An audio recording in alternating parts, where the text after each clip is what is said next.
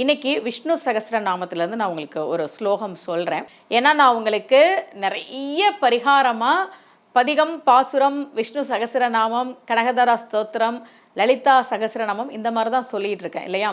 இன்னைக்கு நான் சொல்ல போகிற இந்த ஸ்லோகம் எதுக்குன்னா, வாழ்க்கையில் எனக்கு எங்கே போகிறதுனே தெரியல, ஒரு இருட்டுக்குள்ளே மாட்டிக்கிட்ட மாதிரி இருக்குது, என்ன பண்ண போகிறேன்னு தெரியல, ஒரு பெரிய பிரச்சனை வந்துருச்சு, இதில் வந்து நான் எப்படி மீண்டு வரப்போகிறேன்னு தெரியலை. இந்த மாதிரி ஏதாவது ஒரு சந்தர்ப்பத்தில் உங்களுக்கு ஒரு பெரிய கஷ்டம் வந்ததுன்னா, அது எதா வேணா இருக்கலாம். வேலையில் பிரச்சனையாக இருக்கலாம், பணத்தால் பிரச்சனையாக இருக்கலாம், உறவுகளுக்குள்ள சண்டையாக இருக்கலாம், என்னோடய மனைவியே என்னை தப்பாக நினச்சிட்டாங்க, என்னோடய கணவரே என்னை தப்பாக நினச்சிட்டார், மாமனார் மாமியார் சண்டை போட்டு நீங்கள் தண்ணி கொடுத்துன போங்கன்னு சொல்லிட்டாங்க, என்ன பண்ண போகிறேன்னு தெரியல. இந்த மாதிரி வாழ்க்கையில் ரொம்ப ரொம்ப மன விரக்தியில் வேதனையில் இருக்கும்போது எங்கே போகிறதுனே தெரியல, என்ன பண்ணுறதுனே தெரியலன்னு மனசு உடஞ்சி போகிற ஒரு காலகட்டம் எல்லார் வாழ்க்கையிலையும் வரும், எல்லாருக்கும் வரும். நான் ஆன்மீக சொற்பொழிவாளராக கோவில் கோவிலாக போய் நான் சொற்பொழிவு பண்ணுறேன். எனக்கும் கூட சில சமயங்களில் இப்படியான காலகட்டங்கள் வரும்.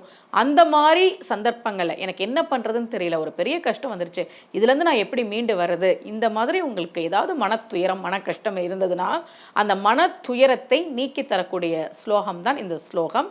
நான் உங்களுக்கு இதை கமெண்ட்லேயோ அல்லது டிஸ்கிரிப்ஷன் பாக்ஸ்லேயோ நான் உங்களுக்கு கொடுக்குறேன். அதை நீங்கள் ஒவ்வொரு நாளும் சொல்லி பெருமாளை வழிபாடு செய்கிற போது அந்த மன துயரம் மன கஷ்டம் பாடாப்படுத்திக்கிட்டு இருக்கிற அந்த பிரச்சனை நிச்சயமாக நீங்கும் என்பது நம்பிக்கை. இதே போல மீண்டும் ஒரு பரிகார முறையோடு உங்கள் அனைவரையும் சந்திக்கிறேன். அனைவருக்கும் அன்புடன் சுமதி ஸ்ரீ.